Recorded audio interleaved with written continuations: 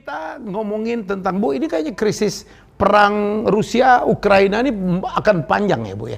Kan kita pernah bahas, Iya, pasti iya. panjang dan kalau udah ngap, kan sekarang udah mulai lihat tuh Zelensky udah mulai dicuekin, ya kan? Polandia udah nggak mau nyuplai. Polandia udah nggak mau nyuplai. Tapi ada yang nyuplai tank segala macam, Bu. Siapa? Iya, kan dia akan dapat bantuan tank, Udah akan nggak dapat mau, bantuan Polandia udah pesawat. nggak mau karena Polandia ngambek udah urusan nggak mau. pertanian kan. Oke. Udah mulai pusing, Zelensky udah dicuekin habis, dia sekarang udah ganti kemeja. Udah nggak lagi pakai. Udah nggak sosok penderitaan jadi tentara kesiangan itu udah enggak, tapi tetap aja dicuekin.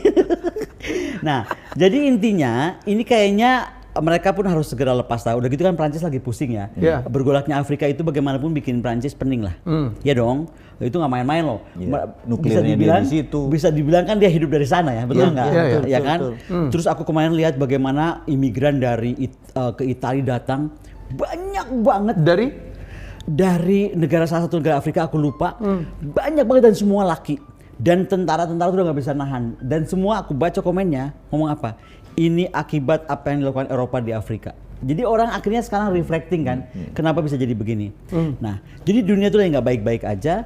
Nah, menurut aku kemungkinan untuk mengganggu udah pastilah yang diganggu tuh Cina. Iya. Karena kan ada Sekarang udah dicolek-colek nih sama Amerika colek-colek, ya. apakah isu Taiwan, Iya. apakah isu Laut Cina Selatan. Tapi kalau aku ngelihatnya gini lah, mau senekat apapun ganggu Cina, mau di Taiwan atau Laut Cina Selatan, harusnya nih mereka berpikir lah. Karena di Nggak bakal mengganggu menambah. Rusia pun mereka sudah Iya, nggak ada apa sudah kesulitan baru. Mereka ganggu Rusia aja kan mereka krisis ya. Krisis. Padahal- Biden sangat dipertanyakan. Padahal kalau sampai terjadi apa-apa dengan di Laut Cina Selatan atau di Taiwan, maka dampaknya tuh akan 7 kali lipat daripada di Ukraina. kasus Rusia Ukraina. Dampak terhadap apa? Terhadap kita pun. Terhadap ekonomi dunia. Nah, menurut aku malah kita yang harus lebih hati-hati adalah Papua. Karena kan ini perang ini mesti pindah. Pindahnya kemana kan cuma masalah ancaman itu kan bagaimana kekuatan kali niat. Kekuatan bisa kita ukur lah niat orang. Ya. Nah, jadi menurut aku kita sangat harus hati-hati. Apalagi kalau sampai ada kegeeran seolah-olah mereka mampu, kita mesti hitung sekarang berapa kuat sekarang The Quad, berapa solid The Quad itu, ya kan? Berapa solid FPDA, Five Power Defense Arrangement, yang intinya adalah negara-negara mantan Commonwealth yang juga mereka ada di ASEAN, dan berapa kuat AUKUS sudah persiapan dengan menjadi basis industri, teknologi dan lain-lain untuk support the war. Jadi kan sekarang udah makin Ya. mengeliling, Mengerucut ya. makin pressing ke kita kan. Nah itu yang menurut aku nggak bisa main-main dan kita kenapa harus sangat serius mikirin ini gitu. Maksudnya? Ada yang menarik. Tadi topik kita salah satunya BRICS, NATO BRICS. Jadi ini BRICS ini tadi bukan kekuatan Kekuatan politik, kekuatan militer bukan. Murni tapi kekuatan ekonomi. Tapi mendadak menjadi geoekonomi. Jadi Of course karena akhirnya orang kalau nggak salah Iya, kita pernah bahas. iya. Jangan dilihat angka ekonominya, hitung jumlah manusianya, Iya. hitung jumlah defense-nya. Betul. Jadi Ekonomi kekuatan. harus ditopang oleh militer. Ini Militer jadi harus kekuatan. ya, Nah, memerlukan ekonomi. Oke. terus. mendadak bergabung Iran, mendadak bergabung Uni Emirat Arab, mendadak bergabung Saudi Arabia. Setelah bergabung Brazil, India dan Afrika Rusia, Selatan. mereka sekarang menguasai 55% minyak dunia. Ini nih. Setelah Saudi gabung, Uni Emirat Arab gabung, Iran gabung, mereka menghasilkan Hebat di Arab Saudi berani menentang Inggris ya. dan Amerika. Dan Amerika. Dia nggak itu mau hebat pakai banget Dia tuh. defense-nya kuat dibangun sama Amerika padahal. Iya, Nah, terus. dia tidak mau lagi. Ini yang membuat Amerika tadi senewan lihat topik judulnya adalah karena dia nggak mau pakai petrodolar lagi. Jadi petrolnya nggak mau pakai dolar lagi, tapi petro yuan. Ini Amerika uring-uringan nih saat ini nih. Jadi NATO uring-uringan, Amerika uring-uringan. Jadi frontnya dia di Ukraina mendadak dicuekin aja karena dia bodo amat lah. punya perang baru gitu ya. Ini punya perang baru. Jadi NATO saat ini sangat sangat gelisah. Amerika terutama sangat gelisah, terutama Biden ya karena ekonominya Amerika saat ini Morat-marit. dan yang Anaknya menarik dituntut pengadilan ya. Ya. yang menarik itu adalah Uni Eropa itu hanya 24% world wealth. Tapi BRIC sudah 31%. Jadi Kekayaan dunia. Jadi mendadak Konfigurasinya berubah. terjadi Konfigurasinya berubah. pergeseran konfigurasi. ini loh yang kita bilang kok Indonesia ini kayak wondering What happened? ayah naon gitu kayak Tuh kan Gua dia udah yang sendiri sudah. jangan bahasa Sunda, lu bahasa Sunda lagi. Jadi kita tuh kayak mau politik BRIC kita nggak ngikut, militer kita nggak ngikut, kita kayak bingung gitu. Kita ini kayak jago kandang doang, beraninya merakyat sendiri gitu loh. Tapi ini menarik ya. Sebelum aku kunjungan besok ke Sochi rapat dengan Presiden Putin, aku tuh di Valdai kemarin disuruh bicara dengan Zoom. Ya kan, karena kan masa gue setiap seminggu mesti bolak-balik ke Moskow kan nggak Nggak mungkin apa-apa, juga. gue nggak keberatan. Nggak keberatan ya, selain aku dong private jet. Nah, terus tahu nggak judulnya itu apa? Rusia to Asia. Dan yang paling menarik, begitu semua wartawan disuruh nanya, pertanyaan satu ke aku. Kapan Indonesia gabung BRICS? Gue mau jawab apa? Gue cuma bilang kita tuh coba push untuk masuk BRICS, tapi kita nggak tahu kenapa juga belum. Belum juga. Padahal kalau kita jadi BRII BRICS I-nya double. Iya, keren banget. Oh, itu akan menambah Pak kekuatan. Helmi bukan jago bagi gitu, BRICS. Pak Helmi orang ekonomi. What do you think kalau kita gabung? Oh iya dong, secara hitungan karena kita tuh dengan jumlah penduduk, dengan apa income per kapita kita, PDB kita kan keren banget, Bu. Betul. Kalau digabungin dan kita ekonomi growth kita lagi bagus loh. Berapa persen? 5 koma ya kita 5, kan nah, yang menarik nomor gini, 2 nomor 3 di kalau dunia. kita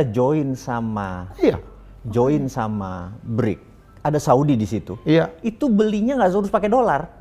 Beli minyaknya kan kita saat ini 90% impor. Dan Kalau pakai itu dolar. beli pakai apa? Kita Dan bisa pakai dolar, apapun. mostly pakai dolar.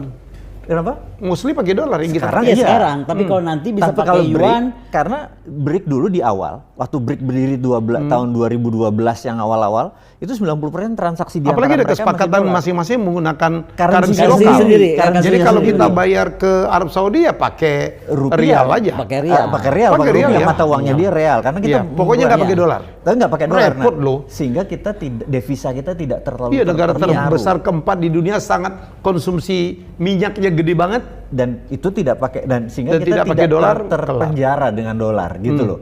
Itu yang kita berharap kita join BRICS setidak-tidaknya. Kenapa ya Indonesia nggak masuk-masuk ya?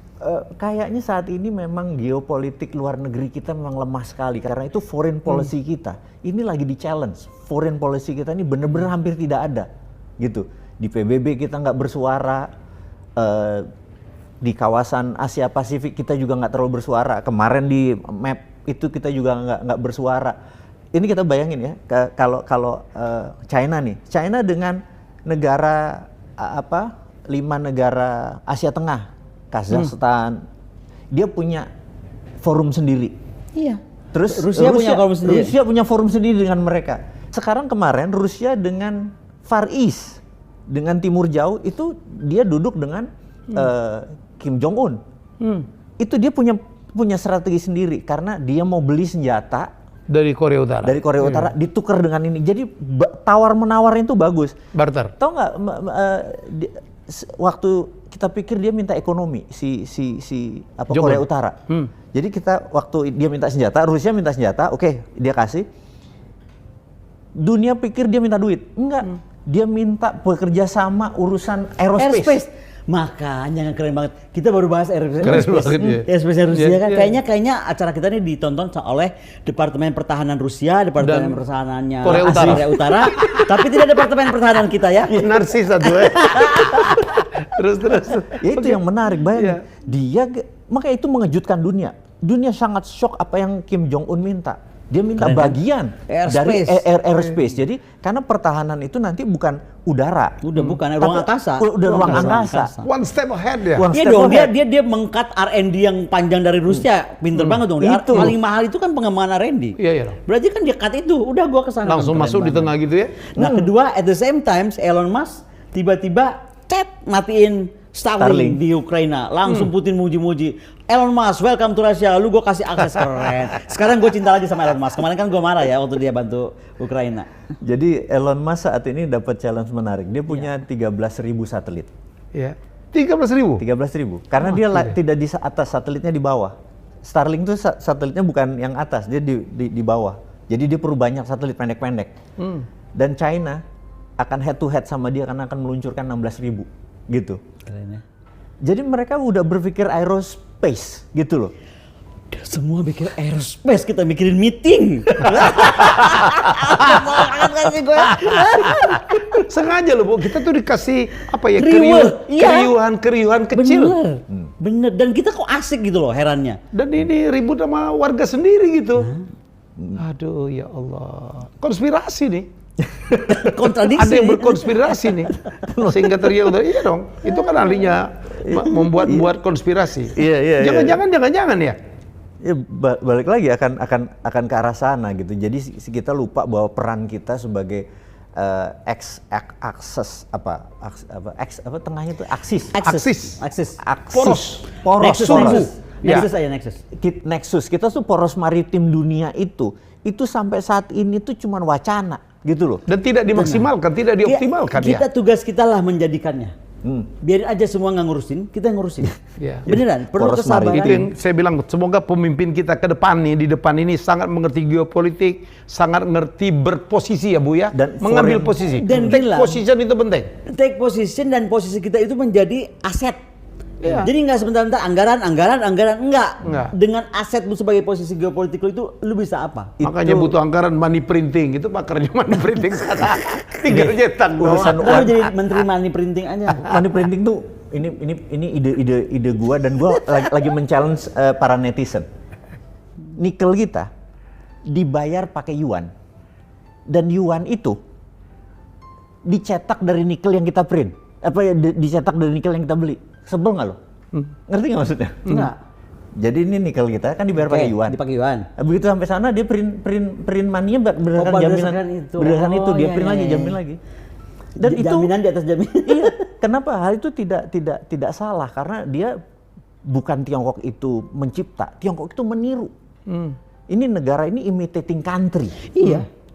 Dari dulu. Jadi kita itu harus seperti Tiongkok, imitating country dulu, baru innovation, karena ala bisa karena biasa. Iya, nggak bisa tiba-tiba lompat ke Nggak innovation. bisa, innovation nggak bisa. Lo harus imitating karena ala bisa karena biasa. Jadi Tiongkok itu waktu printing money, dia nggak dioliwan. Dia waktu mengambil 6,8 billion asetnya Taliban di Afghanistan. Lihat, Afghanistan tuh menang sama Amerika, Afghanistan tuh menang sama Soviet. Tapi Tiongkok bisa naklukin Dengan uang? Afghanistan dengan ngambil asetnya, tapi dibayar pakai yuan. Itu printing money. Kalau gue lagi bikin apa coba dari tadi tuh ya. Perasaan gue tuh waktu dulu ngurusin Kementerian Pertahanan banget ya. Hitung TOT-nya apa?